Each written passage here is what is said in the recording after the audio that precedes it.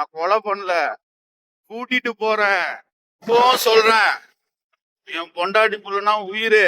தர்மபுரி கோட்டை கோயிலை சேர்ந்த 44 வயசு சந்தோஷன்ற இந்த நபர் ட்ரேடிங் அண்ட் ஸ்டாக் மார்க்கெட்ல முதலீடு பண்ணி பல லட்சங்கள் இவருக்கு நஷ்டமாயிட்டு இருக்கு. இதனால மனவிரக்தியான சந்தோஷ் தன்னோட வீட்டுல இருந்த மனைவி சந்தியாவை பெல்ட்டாலி கழுத்தை நெரிச்சு கொலை பண்ணிடுறாரு. இதோட நிறுத்தாம ஸ்கூலுக்கு போயிருந்த தன்னோட 14 வயசு சந்த்விகான்ற தன்னோட மகளை வீட்டுக்கு வர வச்சு ஸ்டீலே தலையில அடிச்சு கொலை பண்ணிடுறாரு. இதுக்கப்புறமா சேலம் டு பெங்களூரு நெடுஞ்சாலையில எதிரில் வந்த லாரியில மோதி அவரும் தற்கொலை பண்ணிக்கிறாரு. ட்ரேடிங், ஸ்டாக் மார்க்கெட், பிசினஸ் இது மாதிரி எந்த ஒரு ஃபீல்டு எடுத்துக்கிட்டாலுமே மினிமம் ஒரு 2 வருஷமாவது அந்த ஃபீல்டை பத்தி நமக்கு நாலேஜ் தெரிஞ்சுக்கணும். அப்பதான் அந்த ஃபீல்டுக்குள்ளே இறங்கணும். அப்படியே இறங்கினாலுமே அதுல பெரிய முதலீடுகள்ன்றது பண்ணக்கூடாது. அதனால நீங்களும் பிசினஸ், ஸ்டாக் மார்க்கெட் இல்ல ட்ரேடிங் ஏதாவது பண்ண போறீங்க அப்படின்னா ஸ்டார்டிங்லேயே பெரிய அமௌண்ட்ன்றதை இன்வெஸ்ட்மெண்ட் பண்ணாதீங்க. சின்ன சின்ன அமௌண்ட்டா இன்வெஸ்ட்மெண்ட் பண்ணுங்க. யாராருக்கு பணம் தரணுமோ எல்லாம் நான் படிச்சிருங்க. என் பொண்டாட்டி கொண்டுட்டேன், என் பிள்ளைங்க கொண்டுட்டேன். அவங்களுக்காக தான் வாழல, அவங்களுக்காக தான் ஷேர் மார்க்கெட் போனேன். ஆனா என்னால அவங்கள காப்பாற்ற முடியல. கடன் அளவுக்கு அதிகமா போயிடுச்சு. எங்க அம்மா தான் கொல்லுன்னு நினைச்சேன், கொல்ல முடியல. சரணி அக்கௌண்ட்ல ஒரு 42 லட்சம் இருக்கும்.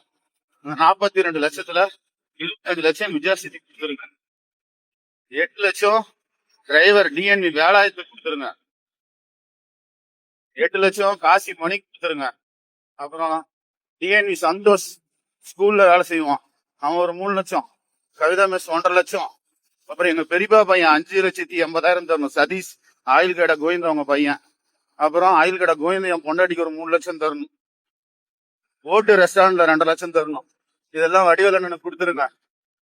என் பொண்டாட்டி நகை இந்தியன் ஓவர்சீஸ் பேங்க்ல இருக்கிற நகை, பெட்ரோல் பேங்க்ல இருக்கிற நகை, அன்னசாகரத்துல இருக்கிற சொத்து, கோயில் நிலம் தான், அதெல்லாம் ஐயனாருக்கு கொடுத்துருங்க. எங்க அம்மாவையும் தான் கொள்ளுன்னு நினைச்சேன். உடம்புலையும் மனசுலயும் தெம்பு இல்லை.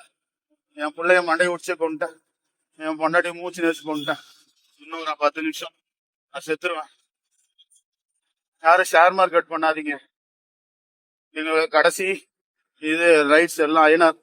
ஐயனார் என்னை மன்னிச்சிருங்க மாமா, மன்னிச்சிருங்க அக்கா. அம்மா சீக்கிரமா செத்துருமா, நீயே சீக்கிரம் செத்துருமா, இருக்க வேணாமா, சீக்கிரம் செத்துருமா.